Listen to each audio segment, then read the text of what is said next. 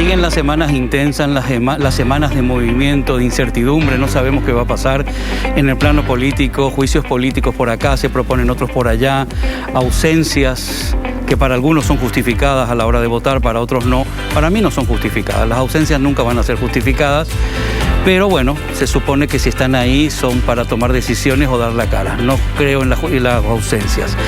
El no presentarse, el voto nulo, bueno, cosas que no tendrían que pasar realmente en el Congreso siguen pasando porque luego de eso depende lo que pase en la política y en el país en general. Así que como te dije la semana pasada, acordate que la mayoría de los que están ahí arriba son elegidos por vos. Así que aprende a tomar nota, aprende a escuchar, a leer y no te quedes, que también siempre te lo digo, no te quedes con los titulares. Tenés que quedarte con toda la información, tenés que desarrollar todo. Estamos viviendo momentos muy complicados en cuanto a la seguridad del país, sicariatos por todos lados y cada vez el crimen está mucho más organizado. Parece que está mucho más organizado que el gobierno, que es el que tendría que tener el control de todo lo que está pasando. Así que abrí los ojos, escuchá y saca nota de todo, pero toma una buena decisión. Arrancamos.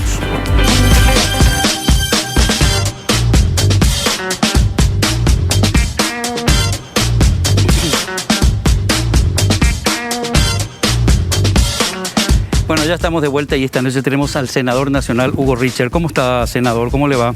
Bien, ¿cómo está, Luis? Realmente muy contento de estar contigo acá en el programa y con la audiencia, así es que buenas noches a todos, todas. Qué semanas difíciles, y sobre todo semanas difíciles para mí, en este caso, y los ciertos comunicadores, porque somos muy críticos con diputados, senadores, el gobierno en general, aunque no se puede meter a todos en el mismo saco, ¿verdad? No, a mí me parece que la crítica es importante, mantener la crítica. Si perdemos la crítica, estamos perdiendo todo, ¿verdad? Claro, a veces la gente dice, por ejemplo, diputados y senadores. Pero entre diputados y senadores hay diferencias importantes, se vota de manera muy diferente, hay compromisos muy distintos, ¿verdad? Pero sí es una semana complicada que yo creo que va a marcar los próximos meses en el Paraguay. Este es un año preelectoral. Y preelectoral es una forma de decir, sí, porque ya estamos llenos. Es un año electoral, ¿verdad? Electoral ya, sí. Y todo lo que ahora ocurra también va a repercute de hecho en el sistema económico. Y el tema de la seguridad es uno de los grandes problemas del país. Te escuché recién decir que el crimen organizado está mejor organizado que el gobierno. Lo que pasa es que el crimen organizado tiene gente de instituciones del Estado. Yo creo que todos tenemos alta sospecha de que eso es así.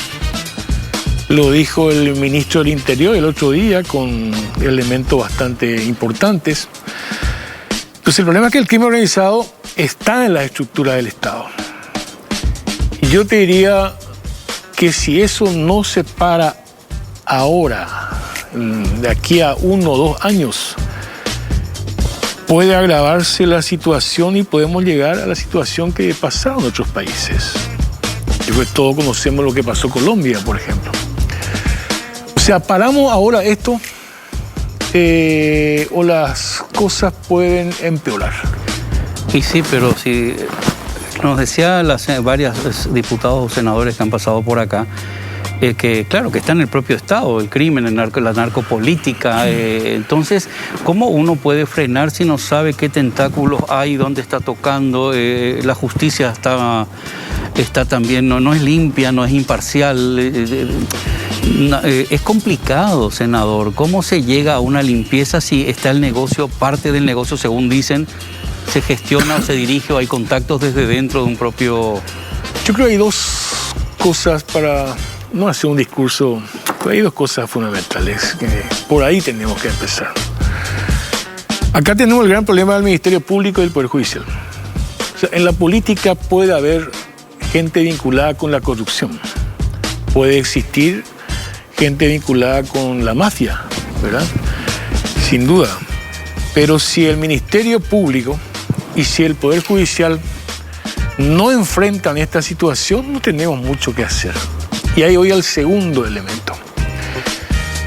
Para que se pueda depurar el Poder Judicial, se pueda depurar el Ministerio Público y en consecuencia la política, sin ninguna duda, hay que tener en primer lugar una decisión política. Los gobiernos, el Poder Ejecutivo es fundamental. Hay que tener una decisión política sin que eso signifique intromisión en nuestro poder del Estado, pero hay que tener una posición política para impulsar los grandes cambios. Si desde el Poder Ejecutivo se mira a otro lado, y bueno, la justicia va a seguir igual, el Ministerio Público va a seguir igual, y la Policía Nacional, por decir otra institución, va a seguir igual. Va todo encadenado al fin y al cabo. Pero te hago una pregunta, perdón. Sí. Que el otro día me llegó y preocupa. Dentro de las decisiones o no, si se hace un juicio político a la Fiscal General del Estado, sacando el hecho si se hace bien o ella hace o no hace su trabajo, había otro rumor que circulaba por ahí, que la idea era sacarla ya ahora para nombrar otra persona, que es la que se va a quedar después que cambie el gobierno, y que pasaría a ser esa persona la protectora del expresidente del día de mañana de Marito y de todo su equipo. No. Sí, yo leí esa... Vos también leíste esa hipótesis. Información, ¿verdad? Primero que en el caso de que vamos a suponer sea destituida la Fiscal General del Estado, interina. Ahí entra, bueno, si es la fiscal adjunta, ¿a quién le corresponde, verdad? Ahí apareció el nombre de esta. Pero eso es absolutamente temporal. ¿Por qué? Porque si es destituida la fiscal general, inmediatamente el Consejo de la Magistratura llama a concurso para la designación de la nueva fiscal o el nuevo fiscal general del Estado. Saca la terna el Consejo de la Magistratura y acá el proceso es al revés de los otros procedimientos. Saca la terna y no envía al Senado en primer lugar. La terna envía al presidente de la República. El presidente de la República elige uno de la terna y envía al Senado para el acuerdo correspondiente. El Senado puede elegirlo por mayoría simple. Ese proceso, Luis, puede durar 3 meses. 3 meses. Entre la destitución de la fiscal, el procedimiento del Consejo de la Magistratura y el acuerdo Poder Ejecutivo, Poder Legislativo, puede durar exactamente 3 meses. ¿Y quién nos asegura que todo ese proceso sea limpio? Lo que pasa es que ese es un tema. Yo lo único que me atrevo a decirte, nosotros hemos electo en los últimos tiempos a 3, 4 miembros de la Corte Suprema de Justicia. 2 que prácticamente no merecieron mucho debate, casi fue un consenso. Hay otro que sí mereció un debate importante, pero nadie cuestionó la legitimidad del procedimiento. Donde sí se cuestiona siempre es el proceso en el Consejo de la Magistratura. Pero ahí no tenemos otra alternativa, además que estar alertas, atentos y denunciar. O sea, si todos somos contralores de estos procesos, me refiero a la ciudadanía, me refiero a la prensa, me refiero a los políticos, es la única forma de ejercer realmente y lograr una transparencia en esos procesos. No hay otra. ¿Qué pensás de la prensa, Hugo, en general? Yo creo que hoy día la prensa, hay que interpretar el tiempo actual.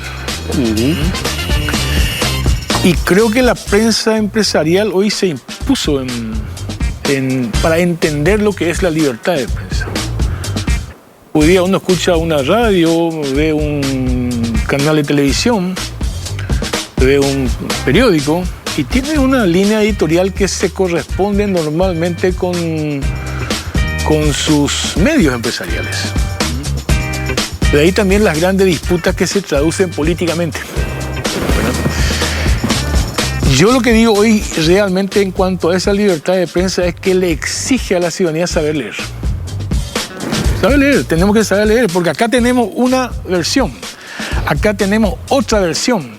Y yo creo que una exigencia, y yo creo que estamos avanzando en ese proceso, ¿no?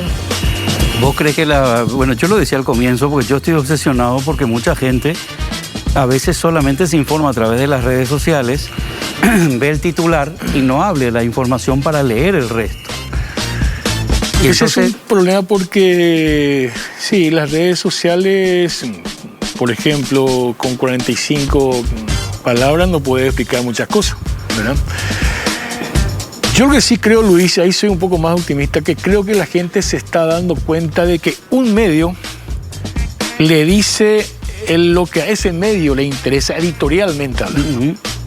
Y yo creo que ese es un avance importante. Yo creo que se abrió un debate, no solamente en Europa, que hace mucho se instaló ese debate. Yo creo que en América Latina está instalado ese debate. ¿Cómo la ciudadanía va a ejercer el papel de contralor de los medios? Incluso podemos llamarlos los medios empresariales de comunicación. Que también yo creo que en la medida en que la crítica continúa, yo creo que se van a ir produciendo nuevas síntesis de este proceso. Yo creo que los medios van a ir incorporando otro rol, porque te digo, o sea, vos sabés, hoy la gente sabe que si quiere leer cosas no críticas de Horacio Cartes, y bueno, lo tiene que buscar en los medios de comunicación de Horacio Cartes, ¿verdad? Quiere leer cosas contra Honor Colorado y sabe que están los otros medios. Yo creo que la gente avanzó en eso, ¿verdad? Yo creo que está en serio cuestionamiento lo que decíamos antes, la objetividad de la prensa. Yo creo que eso se acabó y hay que saber leer, y en medio de eso hay que, repito esto, hay que saber leer las disputas políticas y las posiciones políticas que se asumen de los medios de comunicación y que muchas veces están muy contaminadas. Bueno, vos sabés que una de las cosas que a mí me llama la atención es, a lo largo de unos años, estuve en una serie de charlas con diferentes senadores o diputados, y me llama la atención cómo algunos me llegaron a decir que, por ejemplo, hablo en general, sí. Que aceptan o no aceptan un proyecto, las llamadas que se reciben, el votar. Te digo, cuando hablan de información, desinformación, la prensa, lo que para mí también es muy grave que eso pase en el Senado, diputados, cuando la información es a media, es sesgada. Algunos se enojan porque tienen que enojarse y el partido le dice que tiene que enojarse, o el grupo, o los amigos. Cuando alguno te dice, sí, tenía 28 artículos, pero leí los 2 primeros y luego entonces saben ni lo que aprueban, lo que no aprueban. Entonces estamos en un círculo complicado entre lo que la información limpia y veraz que le tendría que llegar a la población por parte de los medios, y por otro lado lo que realmente reciben de las personas que ellos han votado, en el sentido de que muchos a veces salen defraudados con ellos mismos, humillados o enojados, porque han tenido que aguantar lo que su partido le diga en contra de sus principios. Entonces, ¿estamos en un círculo complicado, Hugo? Estamos en un círculo complicado, pero bueno, yo te puedo hablar de mi experiencia. A ver. Partamos de la base de que la presión mediática es fuerte. Cuando un medio o algunos medios están interesados en ciertos temas, y me parece bien, es parte de las reglas de juego, yo no estoy cuestionando eso, pero así funciona. Esa es una campaña diaria. Y cuando ese medio tiene periódicos, radio, televisión, es una campaña sistemática. Y a veces tenés del otro lado, del otro medio. Son presiones mediáticas muy, muy fuertes, ¿verdad? Pero el tema de la presión, yo no me he dejado llevar por las presiones mediáticas hasta ahora, ¿verdad? Y no creo que lo haga, ¿verdad? Porque si sencillamente te dejas llevar por las presiones mediáticas para votar un proyecto, entonces, y si no estás convencido, entonces tenés que explicar lo que no estás convencido. Bueno, en tu caso personal, yo, por ejemplo, me tocó vivir parte de tu lucha y tu proceso. Que me gustaría si podés hacer un resumen un poquito de lo que fue tu adolescencia y tu lucha en la política, por favor.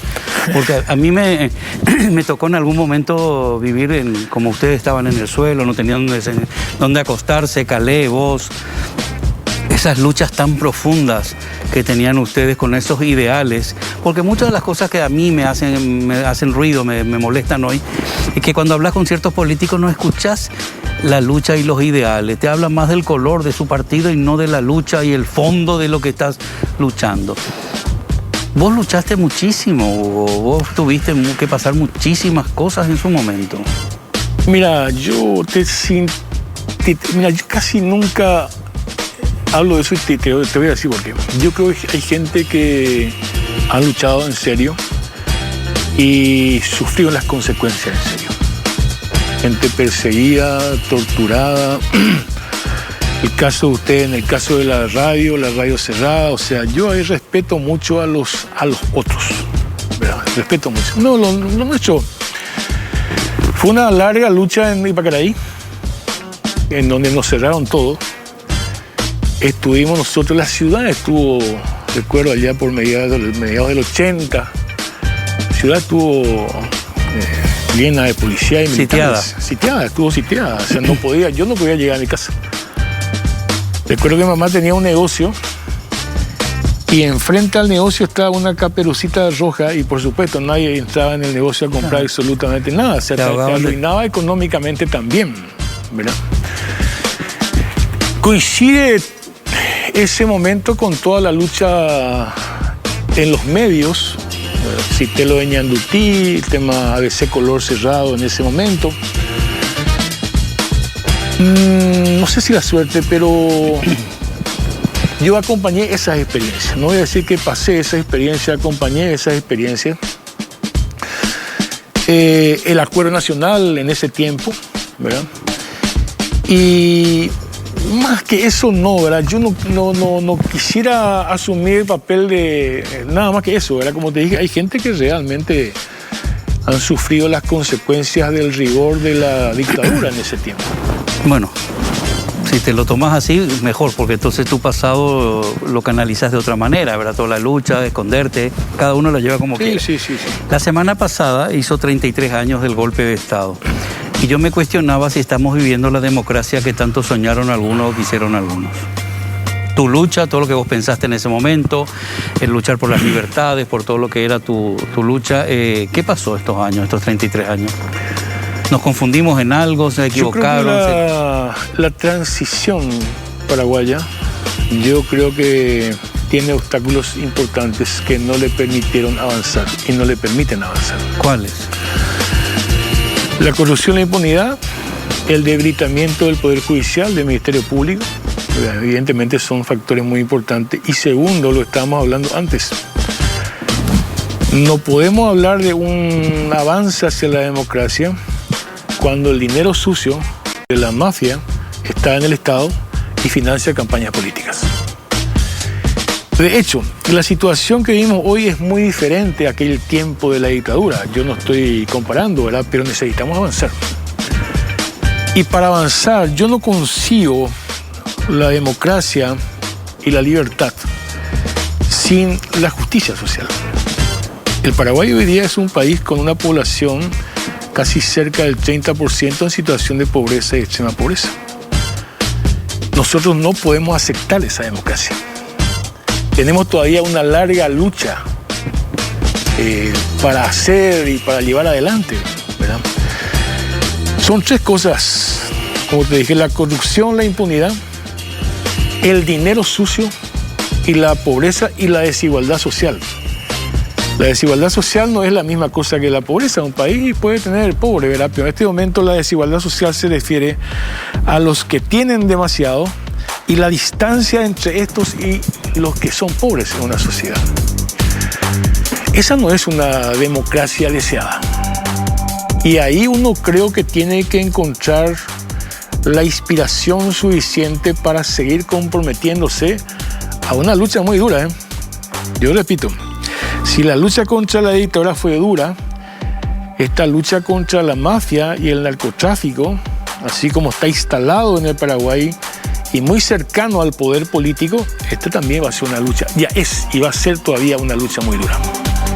Es muy complicado, de verdad, es muy complicado realmente, sobre todo también cuando vos ves, cuando hablábamos hace un momento que se supone que es un año preelectoral, pero ya no, van a ser casi 2 años electorales prácticamente hasta que llegue, que estás hablando que casi todo domina el mismo partido, se pelean entre ellos. Nos decía el otro día Oscar Tuma que el Partido Colorado es su propia oposición en determinados momentos. El otro día decía el presidente, ayer o antes de ayer, criticando el anterior gobierno de Horacio Cartes como si fuera otro partido, como si fuera que no son ni colorados, las cosas que dejó o hizo mal Horacio Cartes es algo tan subjetivo lo que hacen. Es tan egoísta porque lo miran desde el lado tan interno que no se dan cuenta, o no sé, que tienen en la cabeza que están hablando de su propio partido, el que hizo mal las cosas. Por eso es que el tema del juicio político, o sea, ahí hay dos cosas. Uno, hay mérito suficiente para impulsar el juicio político a la fiscalía. Pero al mismo tiempo hay que ver qué viene después. Claro. ¿Qué viene después? Ok, se le saca a la fiscalía. ¿Qué viene después? Y que viene después tiene que ver con este tema del dinero sucio, de las mafias, porque la fiscalía es fundamental en esa lucha. Fundamental. Sin eso no hay lucha. Entonces, ¿qué viene después? Sencillamente, y voy a lo que estaba diciendo, o te dijeron que es exactamente así. Resulta que ahora la acusación es que esta persona que ocupa la Fiscalía General del Estado responde a este sector político del Partido Colorado. Hay que tener mucho cuidado de que si ocurre la destitución de esta señora, simplemente esta silla no la ocupe un representante de este otro sector del Partido Colorado. Y ahí tengo que decirte, esa es una responsabilidad de la oposición. Y la oposición igualmente no marca la hoja de ruta. La hoja de ruta la sigue marcando la disputa del Partido Colorado, ¿verdad? Pero si la oposición tuviera un proyecto realmente para combatir la corrupción, la impunidad, la mafia, ya un proyecto de cara al 2023, bueno, entonces este tema de la Fiscalía General del Estado, en el caso que se produzca la destitución, la oposición tendría que, porque finalmente en el Senado se presta el acuerdo al Ejecutivo, como te dije antes, la oposición tendría que asegurar de que se haga lo más transparente posible el proceso y que realmente ese cargo lo ocupe gente que tenga capacidad, gente que tenga valentía por sobre todas las cosas, porque hay que ser muy valiente para enfrentar toda esta situación. Hay que ser muy valiente. Realmente uno no sabe a veces con quién está hablando, Hugo.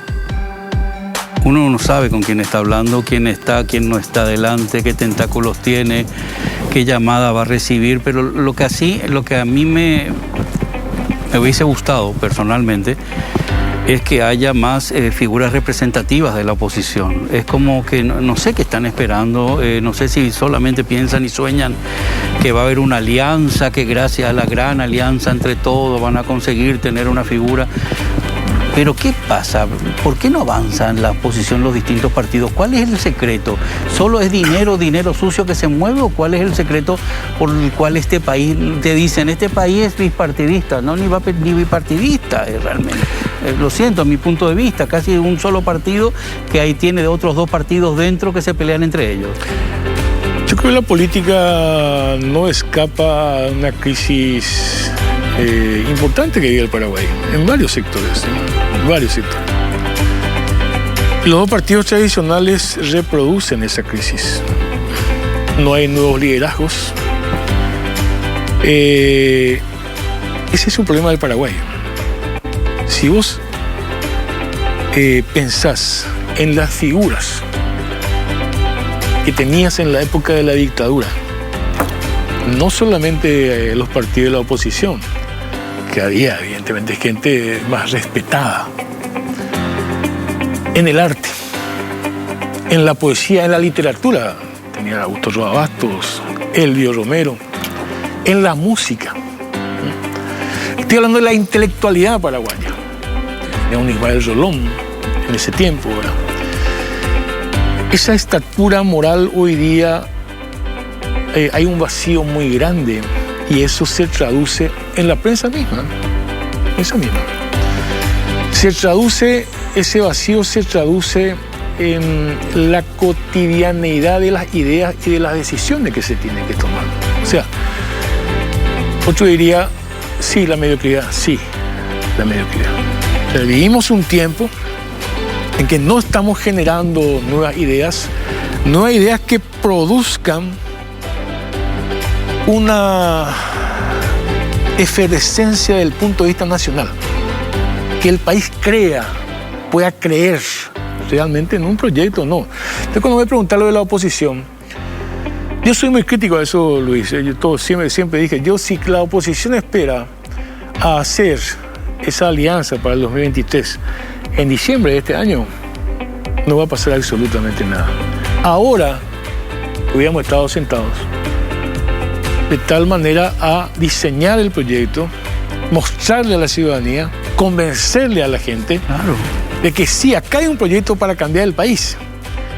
Yo sigo esperando eso. Lastimosamente el internismo de los partidos grandes es poderoso y también dentro de la oposición eso ocurre. ¿Te acordás que hay un dicho que dice mejor esperar sentado que parado te vas a cansar? Porque a lo mejor no va a llegar eso esperando. Te digo nomás.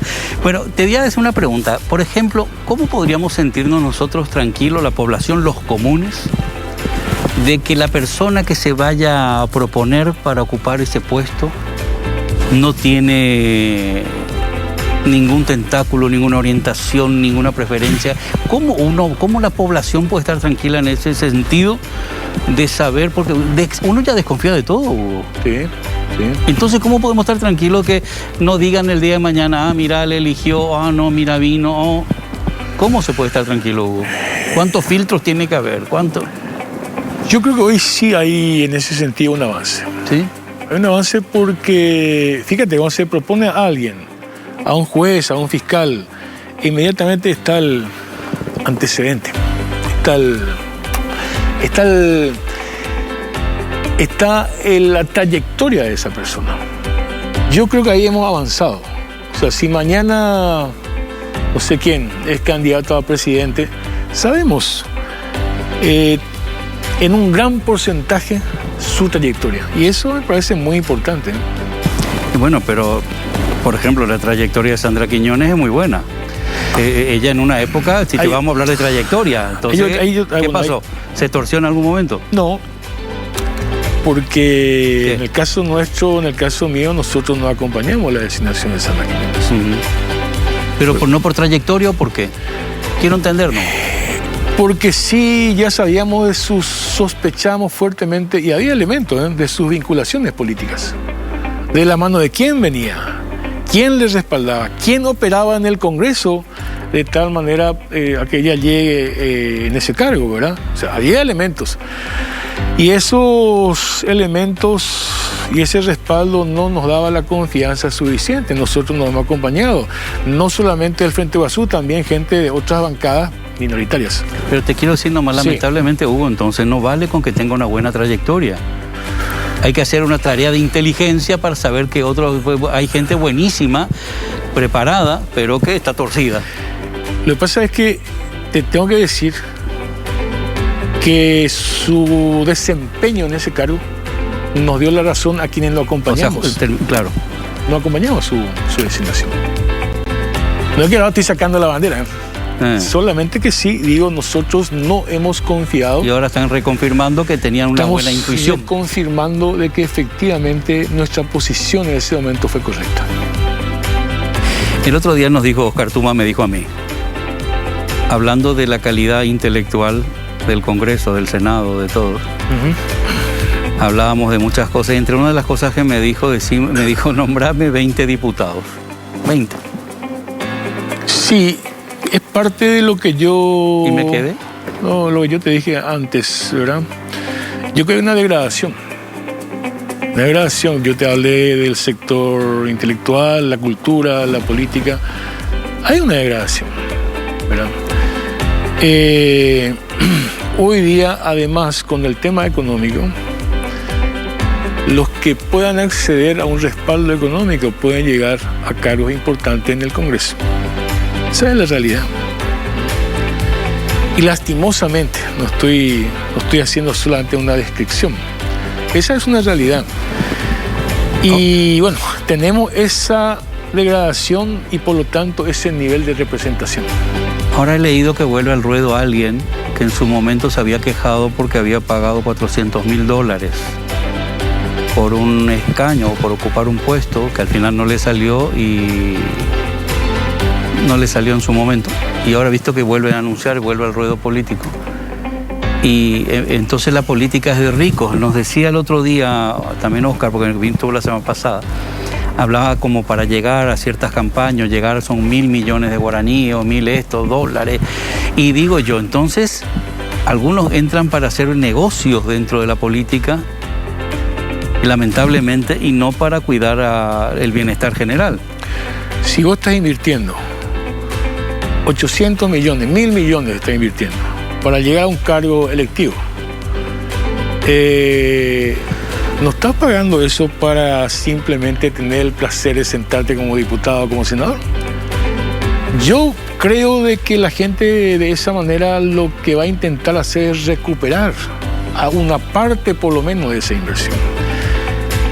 Y ahí hay un problema, o sea, cuando la gente dice el salario, la dieta del parlamentario, con la dieta no te haces multimillonario, en política mucho menos todavía, ¿verdad? Pero si haces un tráfico de influencia o usar la influencia, sí puedes evidentemente acumular dinero. Yo ahí tengo una respuesta a ese problema. Si nosotros queremos evitar esta mercancía de la política cuando se elige, tenemos que atacar el financiamiento político. Pero en serio. ¿Y cómo se ataca el financiamiento político? Vos que estuviste mucho tiempo en Europa, sabes que en muchos países el Estado paga las campañas electorales. No hay dinero en particular de nadie. Y mientras, yo creo que estamos lejos de eso, estamos lejos acá. Acá, ante cada elección nacional, por ejemplo, dice, se gastaron 25 millones de dólares en total en los partidos. 25 millones de dólares es una barbaridad, ¿verdad? Eso es lo que se sabe de lo que se mueve. ¿Y lo que no se sabe de lo que se mueve? Hace poco, no sé si te acordás que hubo un asalto y le robaron a uno antes de las elecciones. Le robaron, no me acuerdo cuántos millones, que salió, creo que salió a quejarse, y me dijo mi compañera, es que eso es porque vienen elecciones y son los que reparten el dinero para acá. Y le digo a mi compañera de la radio, sí, Sofía, sí. Y le digo, Sofía, ¿me lo decís normal? Es que es normal. No, no es normal, le digo. Claro, claro. No, es normal que me diga. Pues claro, pero ella es muy jovencita, entonces entendía como que era algo normal ese movimiento a pequeña escala. No sé si te acordás del robo que hubo, que luego lograron recuperar en los canales ahí de una bolsa con tantos millones y eso.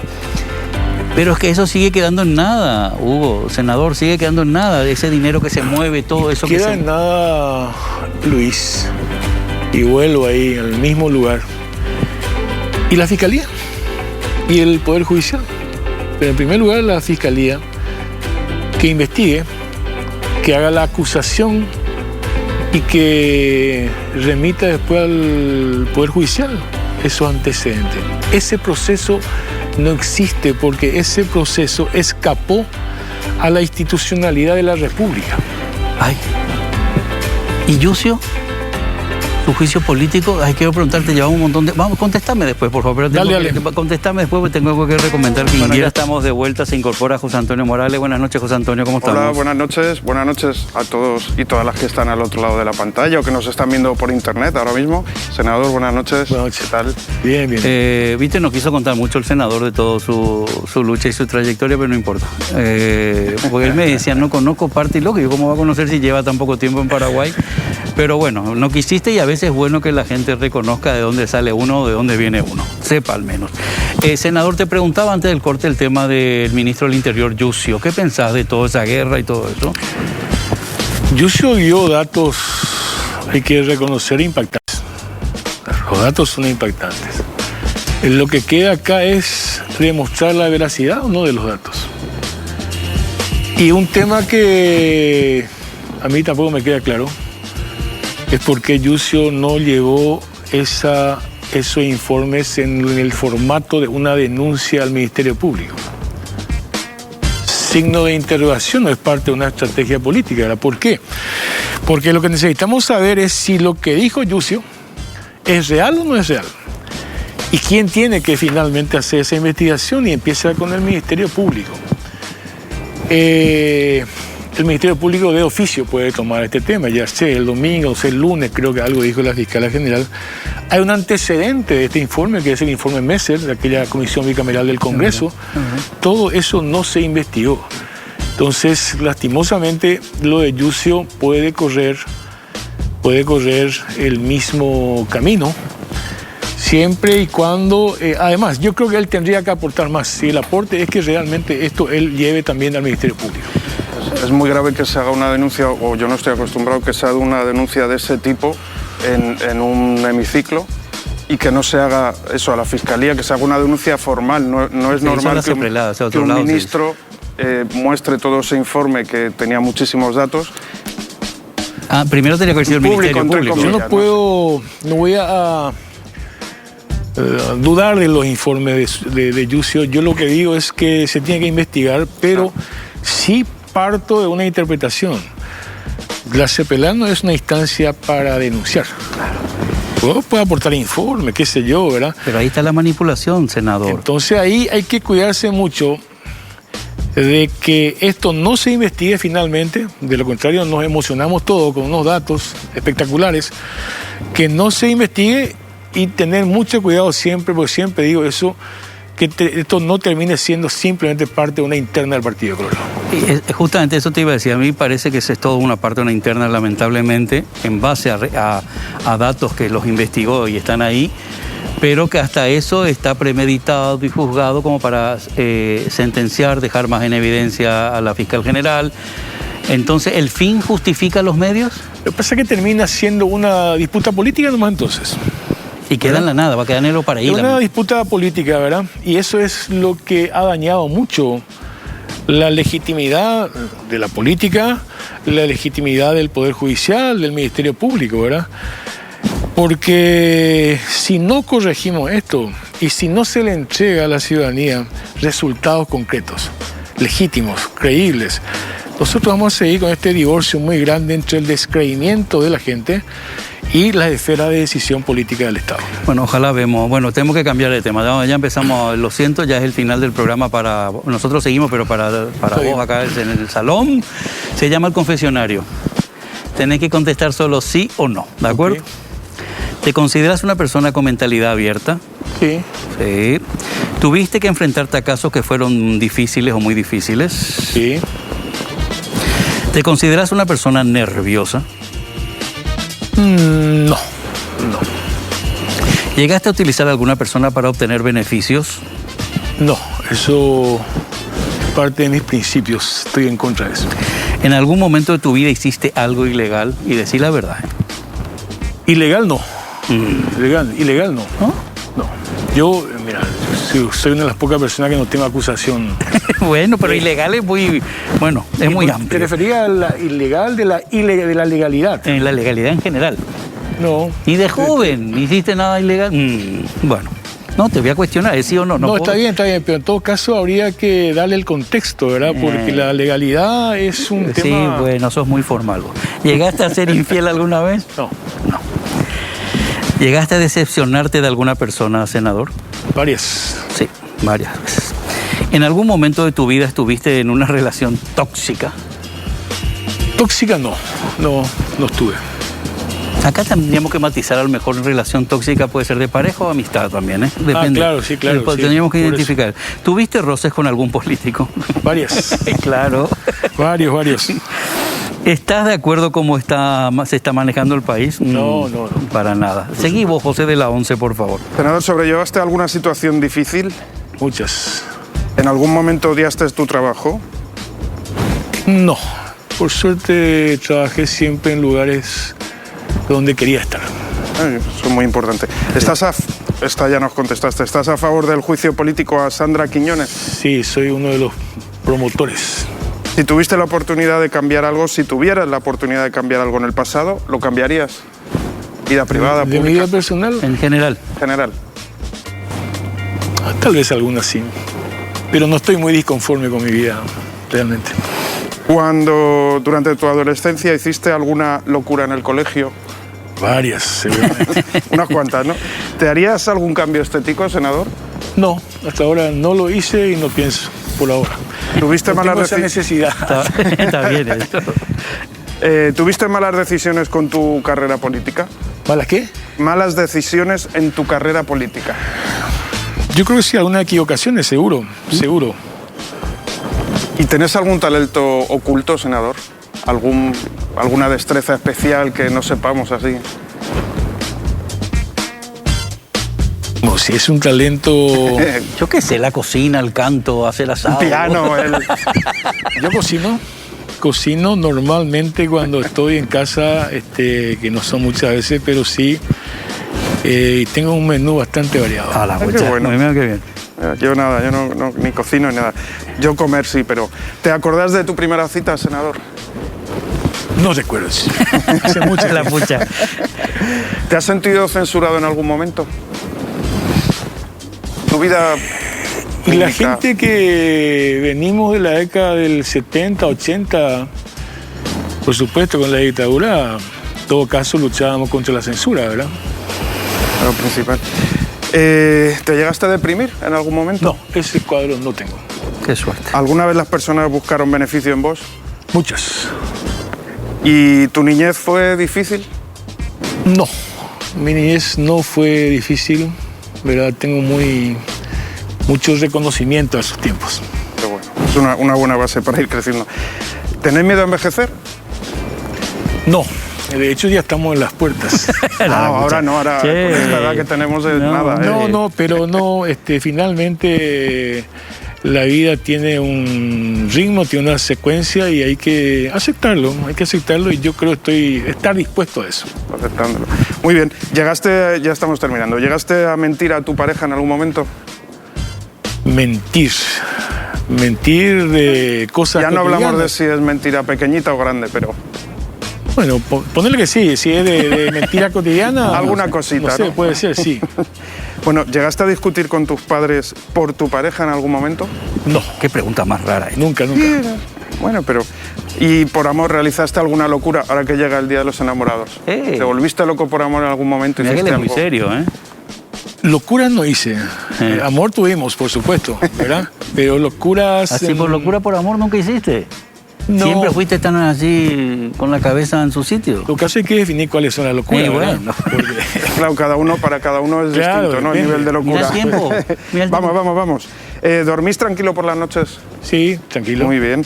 ¿Crees que las personas pueden ser crueles? Sí, lo que pueden ser son.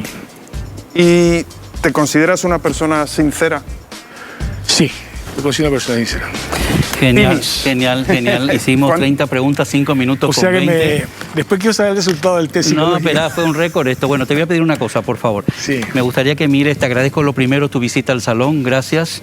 Me gustaría que mires a esa cámara y tenés un minuto para decirle a los que nos están viendo el mensaje que vos quieras, en tus manos. Vivimos tiempos difíciles, así como hemos hablado con Luis acá. Y hay que tener la convicción de que hay que salir de esto. Y eso va a demandar, ya demanda, pero va a demandar mucho más compromiso y mucho más sacrificios. Y hay que estar dispuesto a eso. Gracias, senador Hugo Richter, gracias. Bueno, ya se incorporó Alfonso, que está posando para la foto que le está haciendo José. Aquí así que le el estoy haciendo tipo unas fotitos a Alfonso. Preparadísimo, ¿eh? Ya está. Ya está. Ya está, ya se cansó. Bueno, se cansó. interesantísimo todo lo que hablamos con el senador Hugo Richter, pero ahora vamos ya a cambiar de tema, como siempre, radicalmente en este momento, y te vamos a hablar de lo que es el mundo de República Animal, o sea, el mundo de los animalitos. En el mundo donde nos gustaría que no se le haga daño, estos días estábamos viendo imágenes tremendas de un jugador que atacó terriblemente a su gatito, por suerte fue sancionado, revolucionó en todo el mundo, y no se entiende cómo alguien puede hacerle daño a animales tan indefensos como son las mascotas en general. Bueno, hoy te voy a hablar de la historia de Brenda. Brenda es una perrita, mira, ahí es el día que la encontramos. Brenda es una perrita que con 2 o 3 meses pasaba corriendo enfrente a la radio y los choferes la agarraron por suerte. Y entonces la intención era supuestamente que se quede a vivir ahí en el estacionamiento, pero era muy peligroso. Ve la gorda cómo duerme. Pero era muy peligroso, así que comunicamos, informamos, ahí está con Alfonso. Pero nunca nadie la reclamó, ni la pidió, ni la buscó, así que se quedó también en mi familia. Brenda es una perrita realmente feliz. Tiene una relación extraña con Alfonso, se aman, se adoran, pero bueno. Pero pasaba corriendo de los tantos y tantos animalitos que hay en la calle perdidos. Algunos tienen la suerte de volver a sus familias, otros pertenecen a personas a lo mejor que no tienen redes sociales, que no pueden ver la información donde uno publica que ellos están perdidos. Así que por suerte cada día somos mucho más. Brenda hoy es feliz, ahí está con Diego jugando. Brenda hoy es feliz en mi familia de perritos, pero lo que siempre te decimos y te animamos es a que por favor nos ayudes a buscarle familia. Si encontrás un perrito que está abandonado, que está sufriendo, que hagamos una gran cadena de favores para buscarle familia. Gracias a Dios, tanto en el grupo en NPI como en todos lados somos amantes de los animales, así que siempre que podamos vamos a ayudar a difundir el amor, el cariño y el respeto hacia la mascota. Y hoy te contamos la historia breve de Brenda, que te digo, pasaba como una loca corriendo, ¿sí? Y la loca tiene una manía por las mañanas, ¿verdad? ¿Qué hace? No se sube a su auto. Ah, sí, bueno. Ella decide subir al coche cada vez que yo voy a salir de casa. Sube, se pone al volante, verifica que esté todo bien dentro del coche y ya... Y se va. Y se va. Y se va. Bueno, vos también sos gran rescatista, así que si querés dar un mensaje rapidito, te escuchamos. No, lo que decimos siempre, por favor, no nos maltraten, adopten. ¿Para qué se van a gastar dinero en comprar perritos, no? Si tenés, hay tanto. Es verdad que viene el 14, el Día de los Enamorados, que sí, no lo compren. No. Y el amor también a las mascotas, no solo a tu pareja, a las mascotas, también es un amor para celebrar. Bueno, regalá el Día de los Enamorados una mascota adoptada, por favor, no compres, no regales nunca un perrito comprado. Están llenos los albergues de mascotas de todos los tamaños, colores y especies, pero vos tenés que buscar el perrito o la mascota que sea adecuada a tu personalidad. Así que este 14, si querés regalar una mascota, no la compres, busca en algún albergue. Vamos. Seguimos con las semanas intensas en Paraguay, así que lo único que les puedo decir es que nos tratemos de relajarnos un poco y tener mente positiva. Bueno, quiero agradecer como siempre a Complot, que me acompaña desde el primer día, así que muchas gracias. Y hoy, ¿qué música tenemos, José Antonio? Tenemos Peligro. ¿Qué? Peligro. Bueno, Peligro se llama el tema con el que nos despedimos de Pedro Zaquia. Me está retando nuestro productor por aquí, por la cucaracha.